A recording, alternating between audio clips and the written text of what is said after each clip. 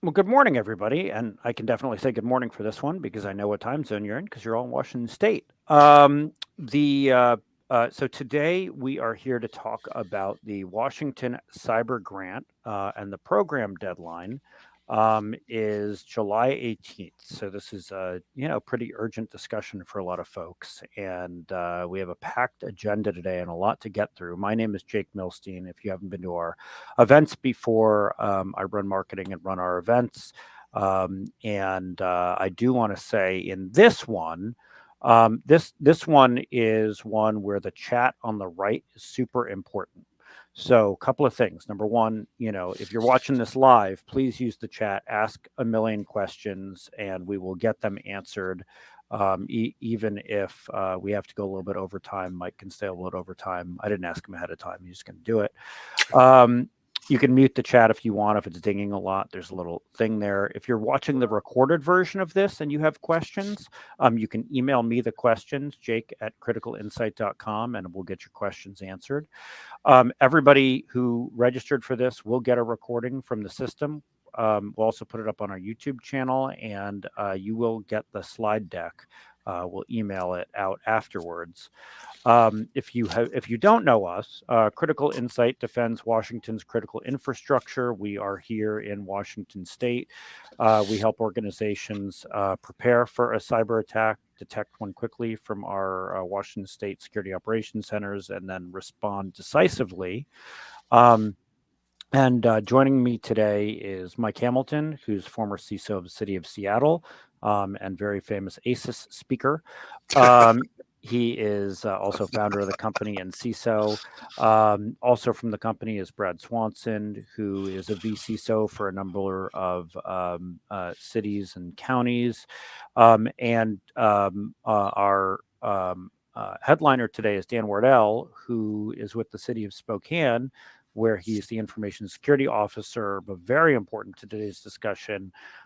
He was one of the members of the Washington State SLCGP Planning Committee, which is not an acronym that's easy to say. Mike, you've put together a bunch of slides here about how Yes. we got here. Why don't you go ahead and start? And folks in the chat, if you want to let us know where you're joining from, come say hi. Mike, go for it. So this has been going on a long time, and we had a couple of panels on this as things were starting to get going after they released the notice of funding opportunity, which is a gripping 93-page read, I can tell you.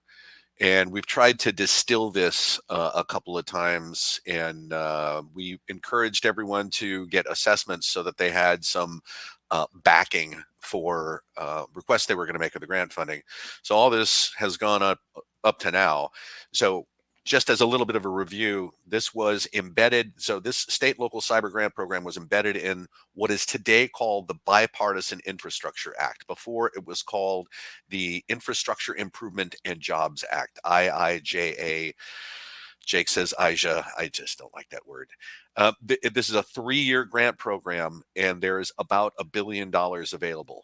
Okay, so there's $1 billion available, and there's 90,000 local governments in the United States. So, there's going to have to be planning around how the funding gets distributed, what it pays for, et cetera, et cetera.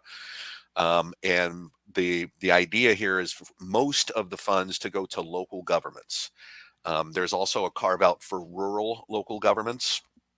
Um, I think it's 25% of the 80% that goes to local governments. 20% goes to the state, largely to pay for creating an all of state plan and then managing all of the funds distribution here. It's the state's emergency management division is going to be central in handling the funds. That's because the state EMD is the state equivalent of FEMA, and FEMA typically handles these grant programs like UWASI, et cetera. So this year, there's about $3 million that will go to local governments. And you can see next, the projection for fiscal year 23 is going to be about $5.6 million. And they just released, actually about 10 days ago, I guess, the application process. And so we started getting some questions about the applications, and we thought, all right, let's just do a webinar, see if Dan can join us or somebody from the planning committee and talk about this stuff and talk everybody through the process of creating an application. The application deadline is coming up quickly, so we jumped on this right away. I'm hoping that, and I don't see anybody yet, but I'm hoping that somebody is also on from State EMD. I invited them, and they might be able to supply a little color here too through the chat. Go ahead and go to the next slide, Jake. Okay, so there are cost categories, and we went through this before when we kind of introduced the notice of funding opportunity and how this was all getting sliced up. So there are cost categories here. And inside of these cost categories, like in planning can be, we need to get an assessment done so that we can plan our strategy for closing our gaps. So in every one of these, there are outcome objectives. And if you read that notice of funding opportunity, it goes into some detail about what goes into where. I don't think anybody really needs to wade into it that much because the distillation of this really boils down to kind of the last tab of the application spreadsheet, where it said, here are some sample projects. And those look to be the ones that are probably going to be promoted as the projects this funding round. I think that getting an assessment is probably the easy way to get into the grant program here if you've already identified some things. So, for example, in equipment, if you know you need to replace firewalls, right? One of the outcome objectives is addressing your tech debt, right? And this kind of legacy technology that gets us all in trouble. So, if you already know some of that stuff needs to be replaced, well, you can certainly request that on the grant form. There's a very interesting set of projects there that we'll go through. That last one, management and administration of the grant, that's the state. That's for them to do. And then exercises, that's not like tabletop exercises. That's like disaster recovery exercises. And Homeland Security has a methodology for doing that. And any exercises that are going to be in scope that you would like to do for your jurisdiction are going to have to follow that methodology. It's called HSEEP. HSEEP. That's all I want to say about this slide. And hey, I'm just real quick. I'm looking at who's in the audience here, Dan and Mike, and so, who like obviously cities and counties are eligible for this. School districts, hospitals, water districts. Who else is eligible? Well, you kind of hit the nail on the head there with cities, counties. Tribes are separate. There will be funding for tribes, but that's a separate initiative. But the education sector is very large and did play a role in the planning. So the education, when we talk about ESDs, educational school district regions across the state, are aware that this is here and are trying to understand how best to apply in the process as well. Cool. And a couple of questions in the chat here, Dan and Mike. Nonprofits and junior taxing districts.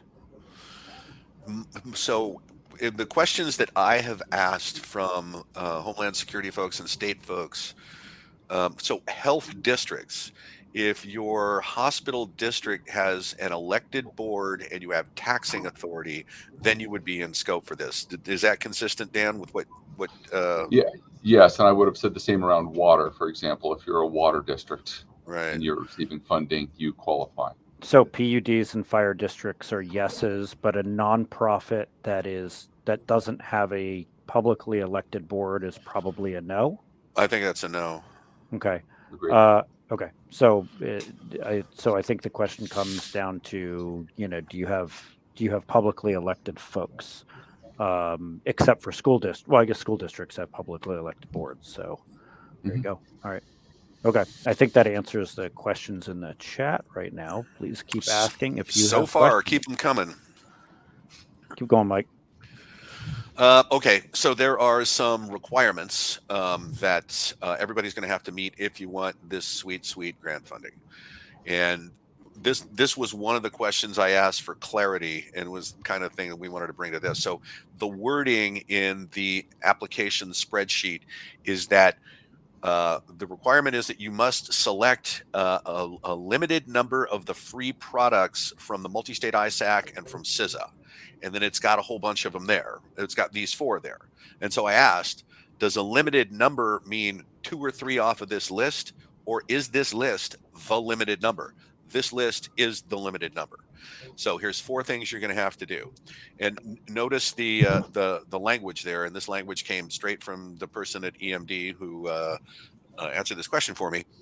If awarded funding, okay, you'll need to participate by completing cyber hygiene services. That means you're going to let CISA scan your perimeter and your web apps. I think they do that weekly. Cyber infrastructure survey, which is a self-assessment, and this is something that Dan and I talked about, making sure that both these are self-assessments and you don't really have to sign up and have someone conduct this for you. So the cyber infrastructure survey comes from CISA, and if you follow the links in the application spreadsheet, you will eventually get to an email address that you need to sign up, and they will presumably deliver the cyber infrastructure survey to you, or a link or something like that. You fill it out, you're done. Then there's the Nationwide Cybersecurity Review, the NCSR, also a self-assessment. This one is conducted through the multi-state ISAC only. And what was the between October and February, Dan? I think it was between October and February. Basically, from the grant perspective, they're looking for you to sign up for this, and it begins in October, and they would love you to be done with this before December.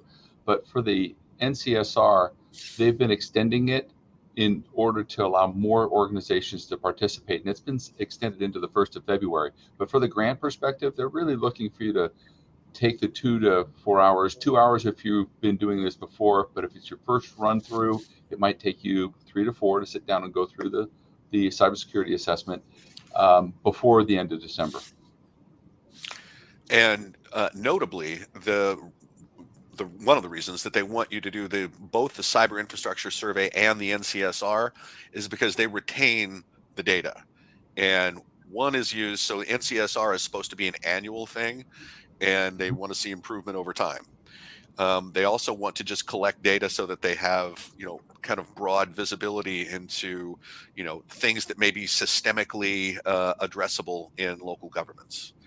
And then the last one is you need to join the multi-state ISAC if you haven't already. So those are the requirements, and it says if awarded funding. So presumably it's if you are awarded some grant funding, getting that NCSR done by 12/1. If you make the decision to do it after you receive the grant funding, you might not have enough time. So I would probably want to jump on that right away.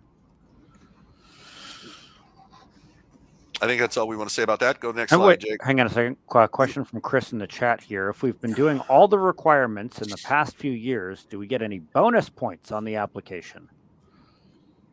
You've just made it more streamlined for the review committee when they look at the application to say you are participating and your awareness for your cybersecurity program is mature. That definitely helps you. It helps the committee as they're reviewing applications. If you haven't done it, though, it's not a detraction.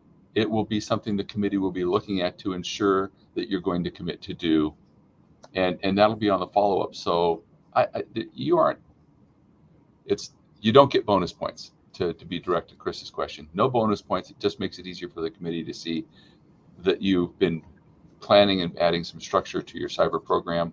But if you don't have it, please don't let that be a hindrance. Fill out the application and go down the road. It'll be a good exercise for you. Yeah, knowing Chris as I do, I think you guys are kind of out in front. And my personal read and feeling of the grant here is what we're trying to do is we're trying to raise the floor, not so much with the larger jurisdictions that have already made lots of investments, and that they want to get, hey, the new AI product that does everything for me. I think this is more about if you haven't started any programmatic infrastructure for security, they want you to get assessed, figure out what your plan is, figure out what your gaps are, and start bringing that up.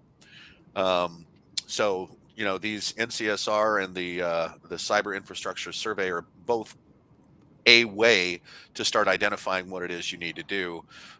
Personally, the thing we were advocating up to this point was get yourself a NIST cybersecurity framework assessment, because that's the one the federal government really wants you to use. It's mentioned several times in both the notice of funding opportunity and this application spreadsheet. So if you did that, good on you.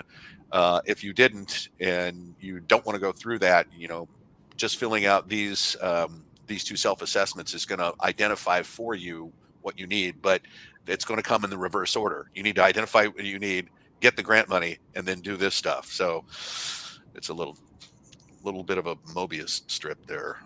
Yeah. And Aaron, I see your question in the chat. I'm going to get back to that one because that's a big topic, and we were talking about that ahead of time. Mike, go ahead.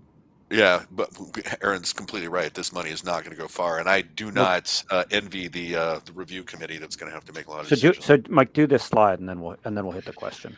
Okay, so there is a matching requirement. You're going to have to pay 10% of this, and the way it works is you're going to pay for everything up front, and then you will get reimbursed 90%. And Dan, what were you saying about if you didn't have this in the budget? Yeah, well, that's an interesting be a requirement for a smaller request. agency. Is you want to apply for a project yet you didn't have funding allocated. If you're going to apply, you need to identify funding that's going to get this implemented. The good news around that is, while it may be a short window, you're going to know if your grant selection is accepted by the first week of August. So it's not like this is going to drag out and you're going to be uncertain for months. You're going to know in the next 6 weeks whether or not the ask is there. But start lining up those funding options, because you will have to fund the implementation and wait for the reimbursement.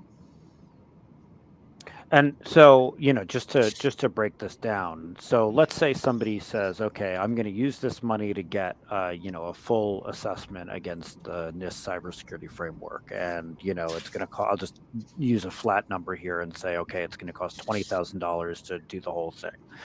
That means that they, in the end, they're covering $18,000, or sorry, they're covering $2,000, and then they'll get reimbursed later for the 18 grand. Is that right? Is that how that works, Dan? Well, it's 20 out of pocket, 18 back. 20, yeah, correct. Yeah, 20 out of pocket, 18 back. Correct. Yeah. Okay. All right. And then any sense of like when people get paid back for it? Is it before the end of the year, then? At completion and review. So when in part of that application process, and you do your project, and then you submit back.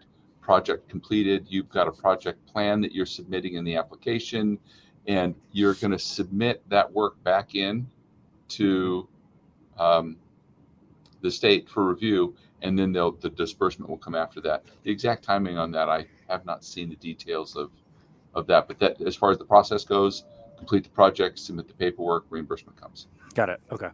And so this question that Aaron asked, now that we're talking about funding, Aaron says, I realize it depends on how many apply and what they apply for, but am I wrong to think that 3 to 5 million may not actually go that far? Does anyone have a ballpark figure for how much an entity should apply for? Dan, you want to start with the answer on that one? Boy, great question. I have that same question. In the initial request that the state asked for those who might be interested in applying, they received requests up to around 14 million. One agency asked, actually their project was for 4 million. Obviously a $4 million request doesn't even get out of the gate with this funding. I have not seen from the committee, and I will here in the coming weeks, but as of today I have not, where is there going to be a guideline structure with what you accept or don't accept? And but from being a cybersecurity professional, I'm going to say it's around risk. And what is the risk of a program? What is the risk or the gap that you're going to close? And how that allocation is going to be shared. Unfortunately, right now today, I don't have an insight as to, is there a breakpoint, 50K, 100K, 200K? No insight. Mike? I will say this. there are 281 local governments in Washington state. And so if funding was divided evenly between them, that's about $10,700 a piece. So, and remember too, this is the first round, and the next round is nearly double what this one is.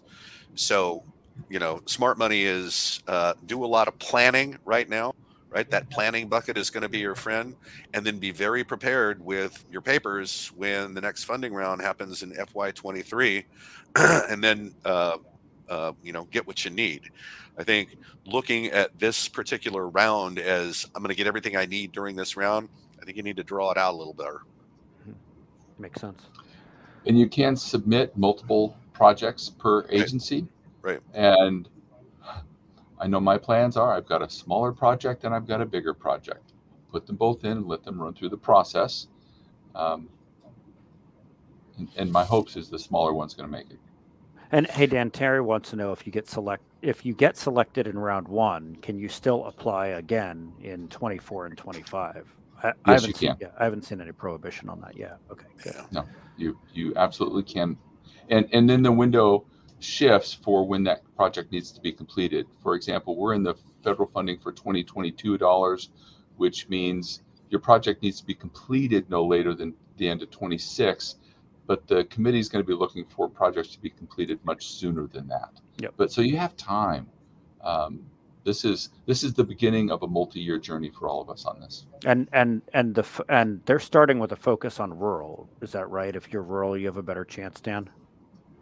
Well, the earmark within that funding is 25% of that funding was to be focused on rural. So it doesn't seem like much. It doesn't seem like it's enough, especially this first year.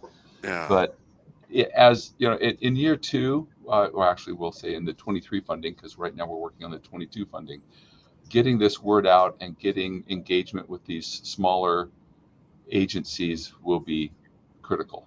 And I know in Eastern Washington, that'll be part of my focus, to talk with counties and cities around to make sure that they're aware and what it looks like, what the application process looks like for them. Yep. And Aaron says, we were told we should be mentioning multi-year projects during our application. For example, the service would cost us X amount the first year, plus 8% the second, and on, instead of applying for the second year of service. Dan, have you heard the same thing? Not the nuance of what you just said there, but multi-year projects are part of this. But whether or not you should break that up, right now I'm breaking mine up. I don't have a multi-year project on the books, but that's a great question, Aaron. I think we're going to have to do some research and come back with feedback on that one. I will say that because it's a finite length grant, so in general for other FEMA handled grants like UWASI, there was a prohibition on encumbering funds for multiple years. I didn't see so in fact, UWASI and State Homeland Security, things like that, they just call it out. They say you can't, you can do consulting is fine, capital purchases fine, right? You cannot pay employees, hire employees. You can't supplant funds that you're already paying for something and use this to pay. And usually it says, and you cannot use a managed service. This time it doesn't say that, but that prohibition on encumbering funds for multiple years is in the back of my mind as something that could come up. But it hasn't yet. It hasn't yet. I think, well, frankly, if somebody does a grant application, right, and you can do multiple of these proposals, and see if they'll pay for managed service for a year. I think it would have to be a 1-year contract. Okay. All right, Mike. Element 5.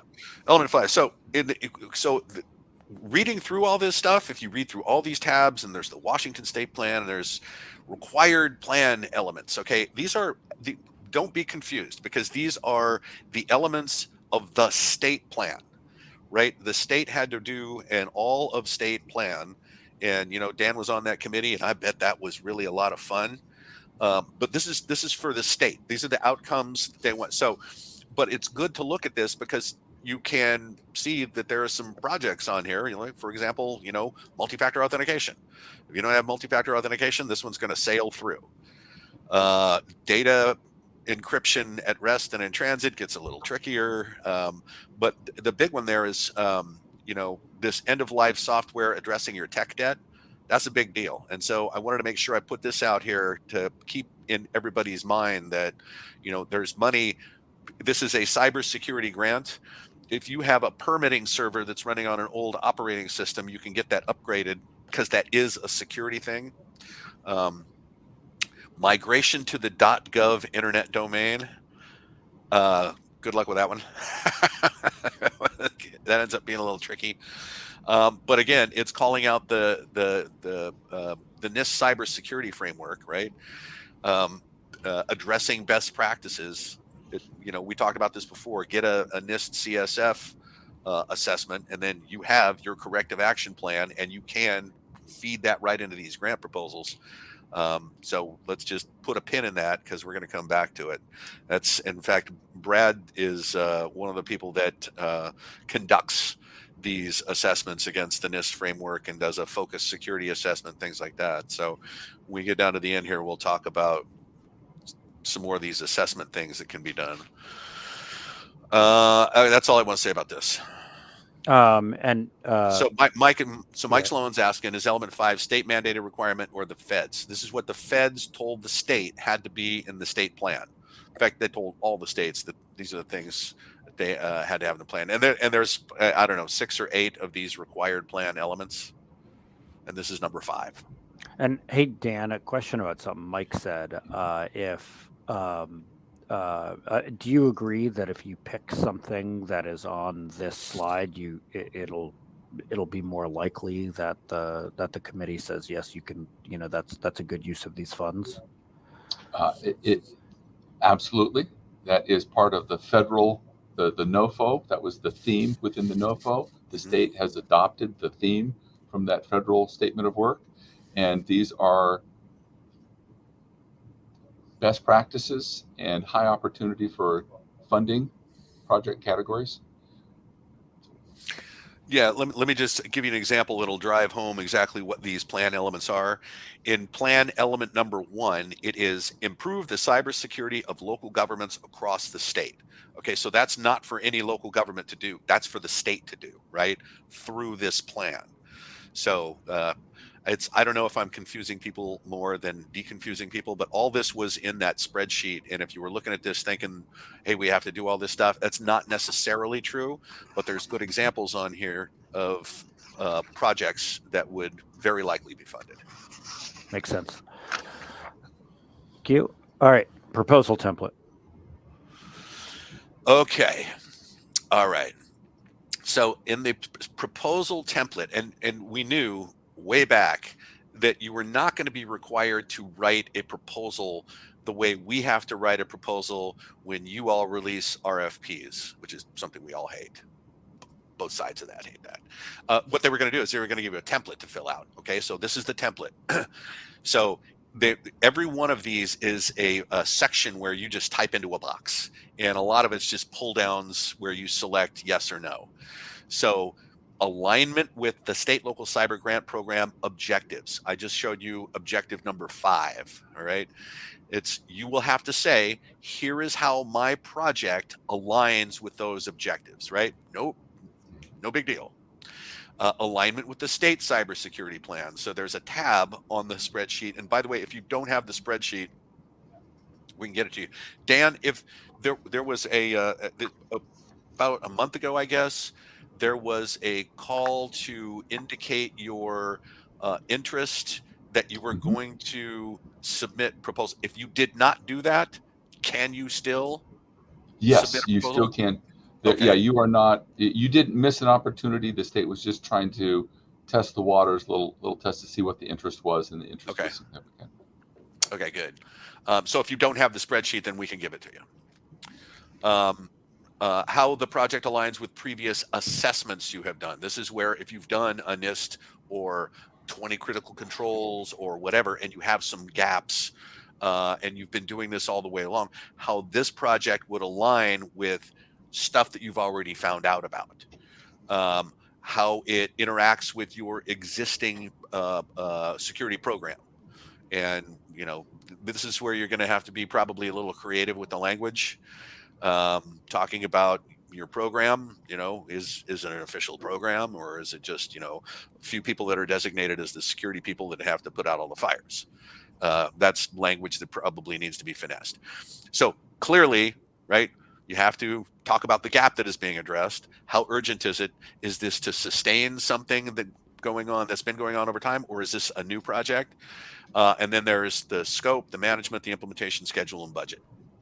And then you got to write a narrative about your itemized costs there. So it's, I wouldn't say it's a heavy lift. I wouldn't say it's just going to be boom, boom, boom, because I think there is a little finesse to the language. And these are things that are all going to be scored by a scoring committee. And so, how your prose reflects back on your organization and your proposed project is probably going to have something to do with it. But it's those first few there, right? How does this align with the objectives of the federal grant? And then how does it align with the state's cybersecurity plan? So reading through this spreadsheet, going through all the tabs and reading what the state plan is. And there's even example language in there that you could just lift. And here's how this aligns with state plan. And Mike, when you're talking about finesse, that's what you're talking about, right? Is making sure that your asks align with the other things that the state is asking for, that Exactly. the feds are asking for. Okay. Dan, do you any other piece of advice other than what Mike said about the proposal template? A moment of transparency. Being on the committee, I have to admit I had periods of frustration where a federal plan with lots and lots of words, and the state responded to the federal plan with lots and lots of words. The application is the most direct and clean approach that I've seen out of this, and I wish they would have shared their guidance or their insights sooner. It might have pulled back some of the reasons why I might not want to apply. But the plan that Sierra Wardell put out, it's pretty straightforward to follow, and I think any agency filling out these objectives, you're going to land on your feet. This actually looks pretty darn good from an application perspective. So I encourage you to fill it out. And a couple of questions have come up in the chat here. Ashley's is: are there character counts for each section or recommended length? Dan, have you seen anything? Because I haven't seen any limitations in the. We looked in the Excel document yesterday. It's funny. I run the marketing team, and marketers immediately always want to know what the character count is. So I think we might have been the first ones to look for that. But I don't see it here. Yeah. So is there? And what do you think about recommended length? Do you think like bullet points? Do you think paragraphs? What do you think folks are looking for? I think the committee is going to be looking for a couple of bullets and a few sentences that summarize the work that you're going to do. Don't write a book on it. Right. For the application. But be responsive. I mean, yeah. Probably. I mean, that's probably the advice. Be as responsive as possible in the fewest words possible. No, it's like writing a Herman Melville book. Makes sense. Okay. So, and then another question that Aaron asked is: the move to .gov domain was an odd one for us to hear. Does that include local entities? Dan, you were talking about that earlier. I brought this up to the state committee, and the response that I received was that it's a recommendation for local governments, not a requirement. The state was required, right? But we're sub-agencies, and it's a recommendation. Mm-hmm. And just one thing to keep in mind, migrating to the .gov domain, right, means that the federal government is going to handle your DNS records, and or at least the top level. And there is a requirement that everyone who is part of the .gov TLD implements DNSSEC. So cryptographically signed DNS transactions. It's more to it than just changing your domain name.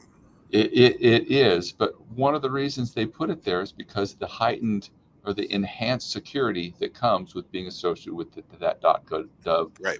.gov domain environment. So yes, it's a lift, but the security enhancements that come along with it, there's some high value there. So if your organization could walk down that road, there's some good security benefits that would protect your organization from threats. Mm-hmm. Okay. Sample projects, Mike. Okay, so here, so this is the last tab. I think it was the last tab on the spreadsheet, and this is actually a pretty good list to just look at and pick something off of here if you have identified it as a need already. So, right, if you have not, then it's something that you want. And for example, development of an overall cybersecurity program and strategic plan. All right, if you don't have a strategic plan, right, you want to get an assessment that will serve as your risk assessment, which should be done annually. Comes with a corrective action plan and budget estimates for what you need. So if you don't have that, ask for that. We need an assessment to help us develop our strategic plan. Planning. So, write an incident response plan, right? In fact, right there, development of incident response plans. Risk management, right? So clearly in the planning bucket, there's things that you can pull off that shelf, right? And if the guidance here is these are sample projects, these are the ones that are likely going to sail through, right? If you can justify them well in this application process, how does it align with the state? How does it align with the federal grant program, et cetera, et cetera? Assessments always, right? Maturity assessment. Okay, I don't know. A lot of local governments want that. Tabletop exercises, clearly Technically, cyber the range. maturity assessment, to chime in on this, Mike, if Mhm. you're doing the NCSR is required, Right, that that would give you a maturity assessment. And that's a exactly. self-assessment. In that NCSR, you're compared with organizations, government agencies of similar size. And it's anonymized. And so you get the chance to see where you rank compared to other governments. That's a maturity assessment. And you've already taken the first step when you log in and sign up and do the NCSR in October. And then security protections, that's generally, I read that as mostly capital purchases. So endpoint security, multi-factor authentication, blah, blah, blah. Migrating to the .gov domain. Okay, they'll help pay for that. Go to the next slide, Jake. And there's, I think, 2 more buckets of sample projects. Okay, training. So we want to bring up, the bench strength. So going out and getting the certifications, those can be paid for. Advanced degrees, which surprised me that this would be in there. Go get yourself a PhD. Clearly awareness programs, phishing testing, things like that, and then other. So that very last bullet point caught my eye. So projects that incorporate multiple types, such as an assessment of cybersecurity gaps, accompanied with the proposal to acquire security protective controls to address the gap. The way I read that is, if you did go through some type of assessment and you have your corrective action plan, your gap analysis, whatever you want to call it, and so, Dan, keep me honest on this. The way I read this is you would submit that assessment and those gaps that were defined there, and then you would ask for the products or services to fill those gaps using that as your justification. Am I reading that right? I think you are. And I'm going to raise you up a bullet on that multi-jurisdictional. Uh-huh. Know who your neighbors are and reach out and talk to them and find out what their needs are. If their needs align with your needs, the assessment committee is going to look at multi-jurisdictional projects with a special favor, because it helps spread that wealth. Like Mike, you said in the beginning, it's about raising the security posture of the whole state. So find out what your neighbors are doing, find out what their needs are. If you touch one of your neighbors and you don't have a firewall between you and your neighbor, maybe that would be a great project that you're both going to participate in to secure your networks and ensure unknown traffic doesn't traverse boundaries. But multi-jurisdictional projects will receive some special favor So find out what your neighbors are doing, and see if you guys then can't collaborate on a project. It will receive special consideration. Right. But this is the kind of thing that you should plan for the next round of grant funding to do, because you got no time to do that now. Right, I agree. There is no time to really get to know your neighbor and understand and have kind of a shared cybersecurity mission and drive in 3 weeks. So, agreed. It's a great 2023 budget ask. Right now, we're asking against 2022 funds. All right. So this looks to me like the easy button. Okay. So if you have obtained some kind of assessment, and even if it's a self-assessment, and you have defined some gaps, use the results of the assessment, right, to close those gaps. Also, I mean, you don't need an assessment to know that you're not using multi-factor authentication. Okay, so that I mean, some of these things are going to be so easy, and clearly that's going to be one of them. If you have not been assessed and you don't really know where your program is and whether or not you're meeting all of the outcomes in the NIST cybersecurity framework, et cetera, that's what you want to ask for. You want to get that assessment, and if you get it against that NIST cybersecurity framework, you will. And this is the kind of thing that Brad does. And Brad, you can chime in here whenever you're ready. But the outcome of that is a risk assessment, a corrective action plan, and budget estimates, which can fold directly into the next grant funding round, which is going to be double what this one is. And the important thing about those assessments, I feel, is we really don't know what we don't know, and so that's why these assessments can be such a powerful tool, not only from the grant program aspect, but just as a better cybersecurity footprint all around. So definitely important. And hey, Brad, when you do these, when you do the NIST cybersecurity framework assessments with folks, how long do they take? It really depends on the organization. If it's a small organization with a very small, close-knit team, they can move pretty quickly. We can have those wrapped up in just a couple of weeks. Sometimes if it's a larger organization, or in this case, a larger municipality, where we have to talk to one person with water and sewer, and then we have to go meet with somebody from the police department, then we meet with somebody else from the fire department. Those can take a little bit longer, just trying to get folks, time on folks' calendars and get through the assessments. Those can take 3-4 weeks sometimes. So.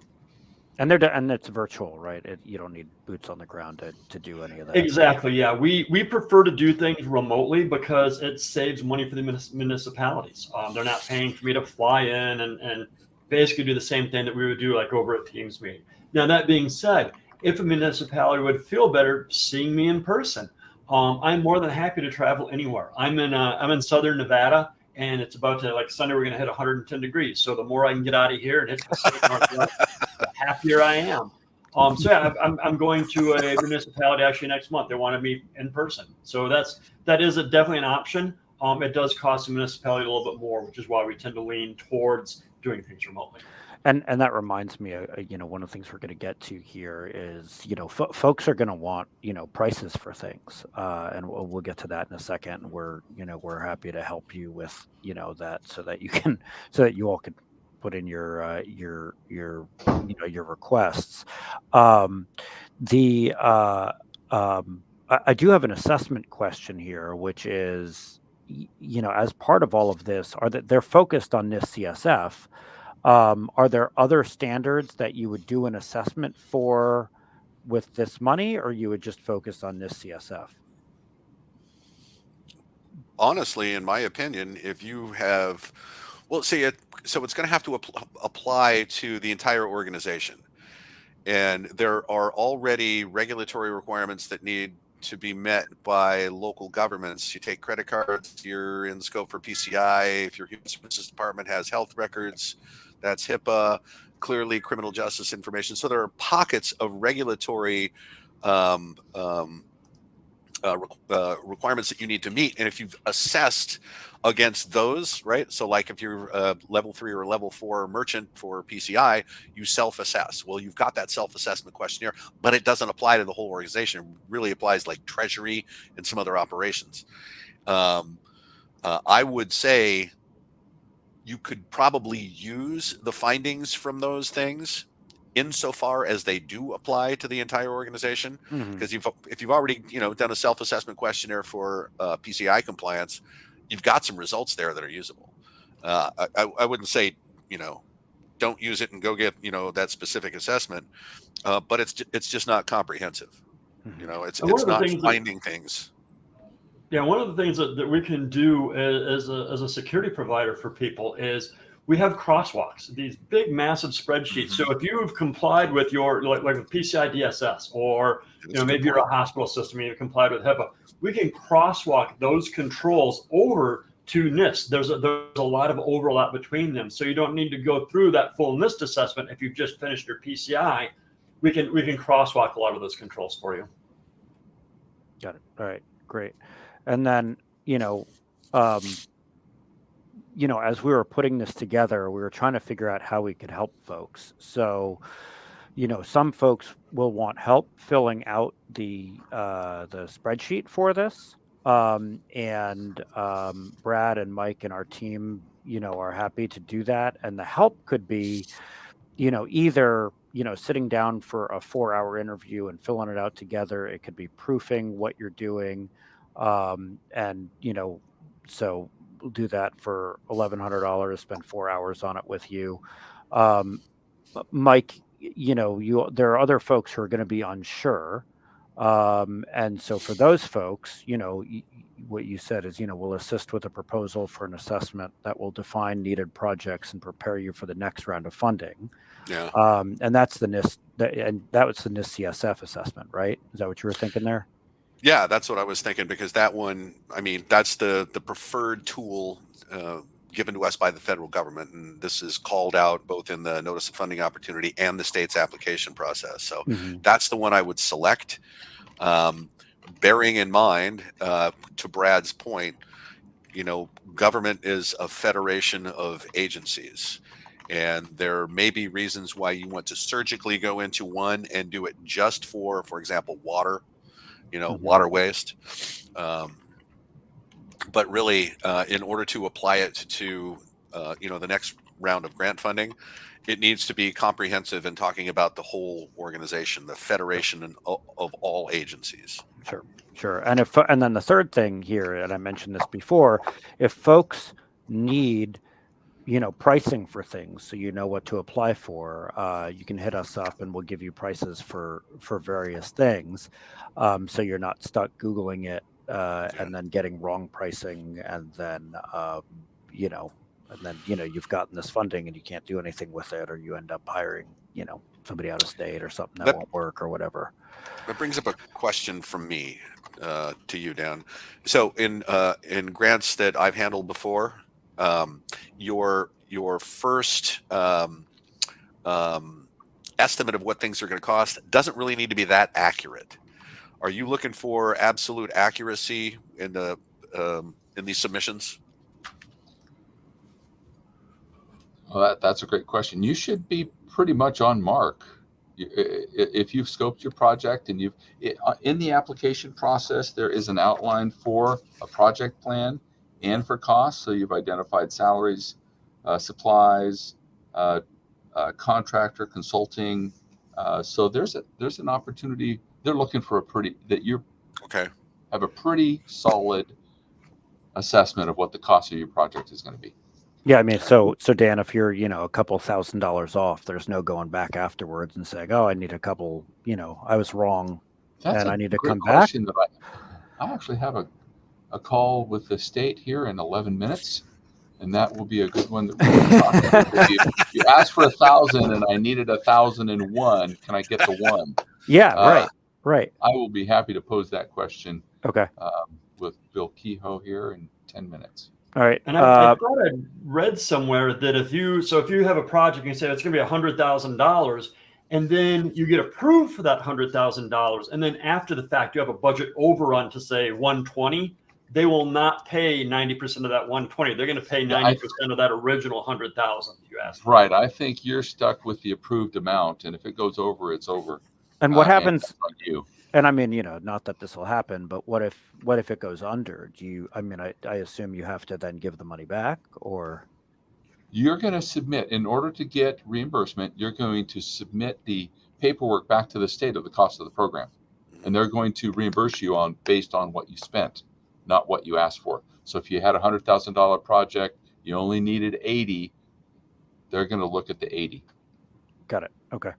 All right. Other questions from folks, and I do want to mention it. And so put questions in the chat, and ask Dan and Mike and Brad whatever you want here.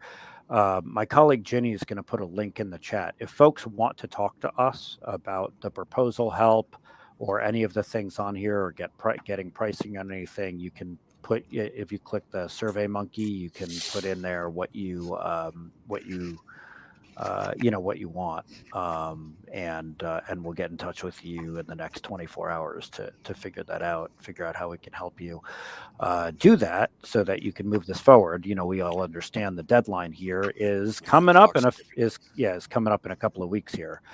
So happy to help. What questions do you all have? And one of the questions I had, and Mike, I guess this is a big, large political question, is some states have said, we're not going to do this. We're not going to take, we're not going to take the federal cybersecurity money. For states like Washington that have said, yes, we're going to do it, does that mean that in the out years, they're going to end up getting more money? Yes. Well, what that means is, so it was unsurprisingly Florida and one other state that I can't remember. So the allocated funds that were going to go to those states go back into the pot and get redistributed around to everybody else. So everybody got a little bump out of that. If Florida wants to hit round 2, I don't know that they're prohibited from doing that, but actually they would be, because there was a deadline, right? Yes, correct. That's there right. was an application deadline. If an agency chose not to respond, they chose not to participate. Got it. Okay. All right. Well, so there might be more money there in the future for folks. Do people have other questions? Anything else you want to know? Can we talk about Gary's question? Oh yeah, sorry about that. Let's go to Gary's question here. Yeah. So Gary, he's asking about. Go ahead. You read it. The security of the information that's going to be submitted here. So Dan's right. There is a reference to TLP, which just means we're going to give you this and you're not supposed to share it. I've also seen some PCII markings on different things.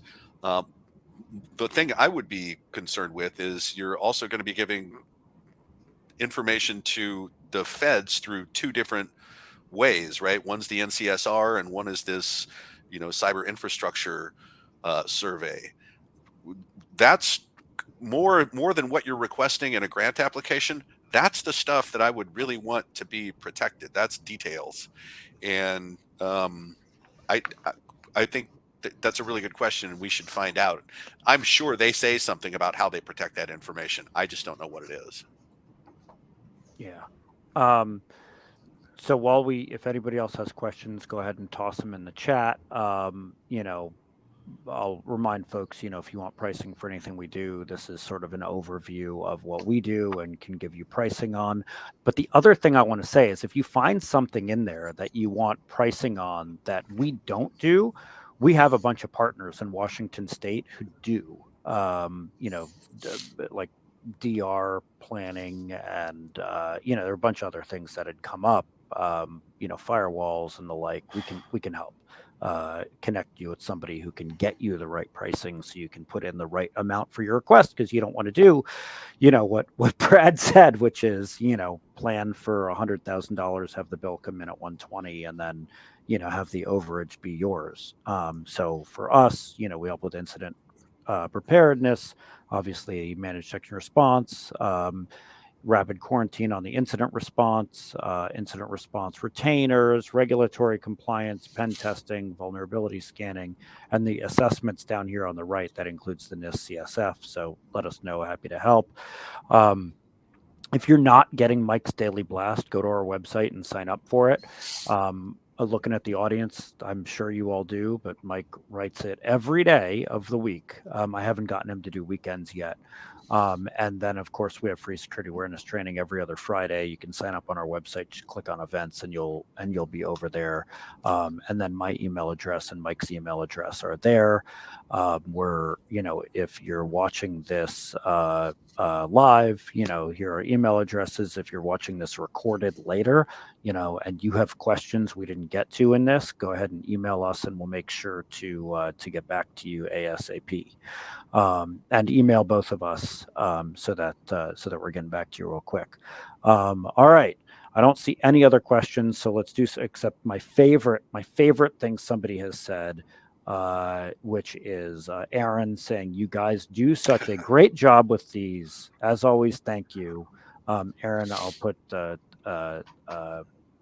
gift card to a pizza place in the mail for you. Thank you. All right, let's do some final thoughts. Dan, what do you want to leave folks with here? Be willing to step in and fill out this paperwork. If worst case scenario, you scope a project, you get some budgeting in place, and you don't get selected, you've increased the security of your program by just doing some planning. Mm-hmm. Do the planning. It's worth it to your organization.